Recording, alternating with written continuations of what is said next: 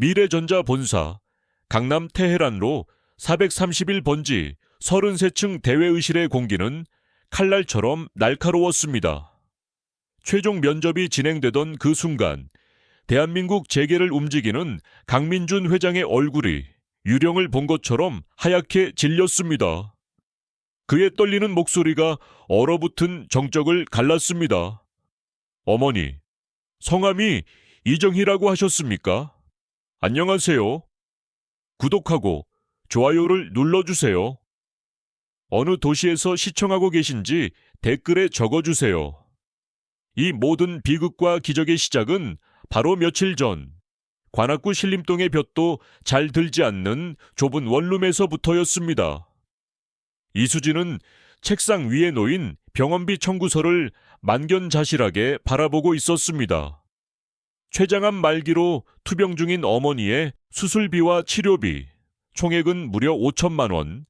그녀에게 미래전자 최종 면접은 단순한 꿈의 직장이 아니었습니다.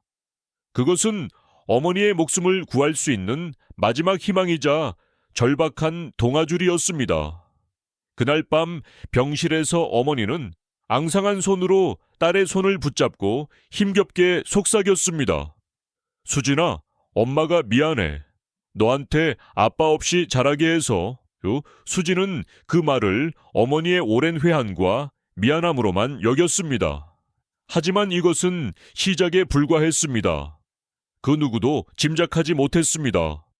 그 나지막한 속삭임 속에 지난 10년간 사설 탐정을 동원해 자신들을 찾아 헤맨 한 남자를 필사적으로 피해 다녔던 어머니의 처절한 비밀이 숨겨져 있다는 사실을 말입니다.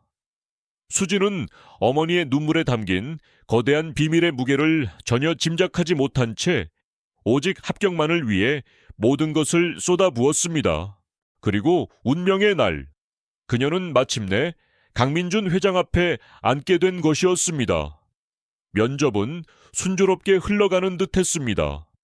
하지만 강 회장이 개인적인 질문을 던지기 시작하면서 분위기는 급변했습니다. 어머니의 이름을 묻는 그의 질문에 수진이 이정희입니다. 라고 대답한 순간 시간은 멈췄습니다. 강 회장의 손에서 값비싼 만년필이 바닥으로 떨어졌고 그의 얼굴에서 핏기가 완전히 사라졌습니다. 28년 전 집안의 극심한 반대로 찢어져야 했던 첫사랑, 자신의 아이를 임신한 채 흔적도 없이 사라져버린 바로 그 여인의 이름이었습니다. 그의 세상이 무너져 내리는 그 순간, 회의실 안의 그 누구도 이 만남이 단순한 우연이 아니라 수십 년간 묻혀있던 진실을 파헤치고 여러 사람의 운명을 송두리째 뒤흔들 거대한 폭풍의 시작이었음을 짐작조차 하지 못했습니다. 면접은 파국으로 끝났습니다. 강남의 마천루를 발 아래 둔 자신의 집무실로 돌아온 강민준 회장은 28년 된 낡은 사진 한 장을 꺼내 들었습니다. 빛바랜 사진 속 앳된 얼굴의 이정희가 세상 가장 행복한 미소로 그를 바라보고 있었습니다.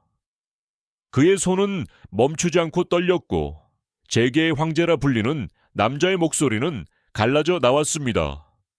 그는 비서실장에게 전화를 걸어 거의 비명에 가까운 명령을 내렸습니다. 김 실장, 당장 순천에 있는 이정희라는 여자의 모든 것을 확인해 보게. 28년 전 출산 기록까지 단 하나도 빠짐없이. 몇 시간이 흐른 뒤 그의 개인 휴대폰 010-XX 번호로 전화가 걸려왔습니다. 김 실장의 차분한 목소리가 수화기 너머로 들려왔습니다. 회장님 확인했습니다. 28년 전 순천의 한 산부인과에서 딸을 출산한 기록이 있습니다. 이수진 씨의 생년월일과 정확히 일치합니다. 강민준은 수화기를 든 채 그대로 바닥에 주저앉았습니다. 유전자 검사는 이제 단순한 형식일 뿐이었습니다. 진짜 시험은 이제부터 시작이었습니다. 그가 버렸던 여자와 존재조차 몰랐던 딸을 마주해야 하는 잔인한 현실 말입니다. 그날 오후 그들은 병원의 BI 병실에서 마주했습니다. 차가운 기계음만이 가득한 방 안, 산소호흡기에 의지한 이정희의 모습은 강민준의 심장을 조각냈습니다. 수십 년의 세월을 뛰어넘은 재회의 순간, 대한민국을 호령하던 거인은 힘없이 무릎을 꿇었습니다. 그는 눈물을 흘리며 용서를 빌었습니다. 정희야, 미안해.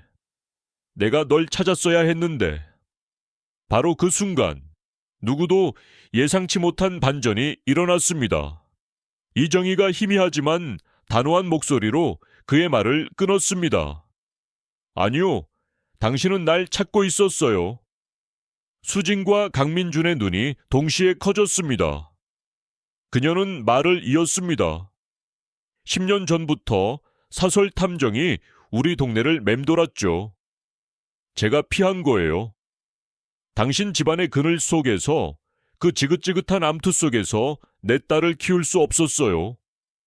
평범하지만 당당하게 살길 바랐습니다. 이 폭로는 모든 것을 바꿔놓았습니다. 이것은 남자가 잃어버린 가족을 찾는 이야기가 아니었습니다. 이것은 한 여자가 그의 세상을, 그의 부와 권력을, 그리고 그 모든 것을 상징하는 그 자신을 온 힘을 다해 거부한 이야기였습니다. 이제 새로운 전쟁이 시작될 참이었습니다. 이정희의 충격적인 고백이 채 가시기도 전 병실 문이 경첩이 부서져라 거칠게 열렸습니다. 그곳에는 완벽하게 재단된 명품 정장을 입은 강민준의 현재 부인과 두 아들이 서 있었습니다. 그들의 몸에서는 값비싼 향수 냄새와 함께 차가운 경멸이 뿜어져 나왔고, 병실의 소독약 냄새와는 결코 섞일 수 없는 이질적인 공기가 공간을 질식시켰습니다. 부인의 눈은 병상에 누운 이정희를 벌레 보듯 훑고 지나가 낡았지만 단정한 정장 차림의 수진에게 꽂혔습니다. 그녀의 입가에 맺힌 비웃음은 칼날 같았습니다. 당신이 그 숨겨둔 딸이로군. 타이밍이 아주 기가 막혀. 회사 지분이라도 노리고 나타난 건가? 옆에 서 있던 큰아들이 아버지의 값비싼 시계와 똑같은 모델을 찬 손목을 까딱이며 거들었습니다. 아버지도 참 이런 밑바닥 인생들과 엮여서 상속 문제 복잡해지겠네. 그들의 모든 말은 독이 묻은 화살이 되어 수진의 심장에 박혔습니다. 하지만 그녀는 울거나 소리치지 않았습니다. 대신 등골을 꼿꼿이 세우고 그들의 눈을 똑바로 마주 보았습니다. 그 고요함이 오히려 부인의 심기를 건드렸습니다. 그녀는 악어 가죽 핸드백에서 수표책을 꺼내 들었습니다. 내 어머니처럼 돈에 눈이 멀었겠지. 5천만 원. 그 병원비면 충분하겠지. 이 돈 받고 당장 우리 눈앞에서 사라져. 그 순간 병실의 공기가 완전히 얼어붙었습니다. 그것은 단순한 모욕이 아니었습니다. 한 인간의 존엄성을 돈으로 짓밟는 돌이킬 수 없는 선언이었습니다. 수진의 눈빛이 차갑게 가라앉는 바로 그 순간, 병실 문이 다시 열리고 분노로 얼굴이 굳어진 강민준 회장이 들어섰습니다. 그는 자신의 가족이 만들어낸 추악한 광경을 보고 입술을 깨물었습니다. 돌이킬 수 없는 강을 건넜다는 것을 그는 직감했습니다. 다음 날 오전 10시, 미래전자 본사 대강당은 수백 명의 기자들로 발 디딜 틈이 없었습니다. 재계 총수의 사생활 스캔들이라는 먹잇감을 앞에 둔 기자들의 눈은 탐욕으로 번뜩였고, 수백 개의 카메라 플래시가 터지며 만들어낸 빛의 바다는 마치 전쟁터 같았습니다. 단상 위로 올라선 강민준 회장의 얼굴은 화강감처럼 단단했습니다. 그는 잠시 숨을 고르더니 마이크를 잡고 폭탄을 터뜨렸습니다. 제게 28년간 존재를 몰랐던 딸 이수진 씨가 있다는 사실을 최근에 알게 되었습니다. 장내가 순식간에 술렁였습니다. 그는 아랑곳하지 않고 장내를 압도하는 목소리로 말을 이었습니다. 저는 이 사실을 숨기지 않을 것입니다. 하지만 분명히 말하건대 제 딸 이수진은 제 후광이 아닌 오직 자신의 실력으로 공정한 채용 절차를 거쳐 미래전자의 일원이 될 것입니다. 그 어떤 특혜도 없을 것입니다. 그의 선언은 단순한 해명이 아니었습니다. 그것은 자신의 아내와 아들들을 향한 공개적인 경고였고, 세상의 편견에 맞서 딸이 스스로 일어설 판을 깔아주는 아버지의 처절한 싸움의 시작이었습니다. 그 순간 대한민국 전체가 숨을 죽였습니다. 1년이라는 시간이 흘렀습니다. 세상의 모든 편견과 의심을 비웃듯 이수진은 오직 자신의 실력 하나만으로 미래전자 해외 마케팅팀의 에이스로 자리 잡았습니다. 그녀의 이름 앞에는 더 이상 회장의 딸이라는 꼬리표가 붙지 않았습니다. 이제 그녀는 신입사원 최종 면접관이라는, 과거의 자신과 같은 절박한 청춘들의 운명을 결정할 자리에 앉게 되었습니다. 수많은 지원자들의 서류를 넘기던 그녀의 손가락이 한 이름 위에서 멈췄습니다. 박준혁. 서류 가장자리에 작게 적힌 희망의 집 고아원 출신이라는 글자가 그녀의 심장을 찔렀습니다. 면접장에서 마주한 박준혁의 눈빛은 낡은 정장으로도 감출 수 없는 강렬한 빛을 뿜어내고 있었고, 그 안에서 수진은 1년 전 절벽 끝에 서 있던 자신의 모습을 보았습니다. 그녀는 다른 면접관들의 반대를 무릅쓰고 그의 잠재력을 강력히 주장했고, 마침내 그에게 합격 통지를 안겨주었습니다. 그녀는 재능 있는 청년에게 정당한 기회를 주었다고 스스로를 대견하게 여겼습니다. 그것이 아버지의 과거가 남긴 마지막이자 가장 파괴적인 비밀의 문을 여는 행위라는 것은 꿈에도 상상하지 못한 채 말입니다. 그날 늦은 밤 강민준 회장은 수진을 자신의 집무실로 불렀습니다. 그의 얼굴은 지난 1년간 본 적 없을 정도로 어둡고 고통스러워 보였습니다. 그는 떨리는 목소리로 평생을 묻어두려 했던 마지막 비밀을 꺼내놓았습니다. 수진아, 사실 나에게는 아들이 하나 더 있다. 수진의 세상이 다시 한번 멈췄습니다.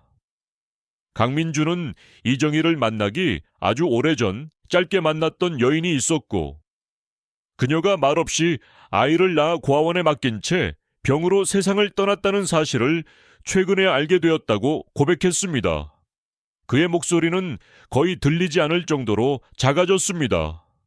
그 고아원 이름이 희망의 집이라고 하더구나. 그 순간 수진의 머릿속에서 모든 조각들이 굉음을 내며 맞춰졌습니다. 자신이 직접 뽑은 그 성실하고 빛나던 신입사원 박준혁. 그가 바로 자신의 동생이었습니다. 불가능했습니다. 이것은 신의 잔인한 장난이거나 아니면 벗어날 수 없는 운명의 굴레였습니다. 연쇄적인 폭로는 이제 마침표를 찍는 듯 했습니다. 조용하고 예의 바르던 후배 박준혁은 그녀의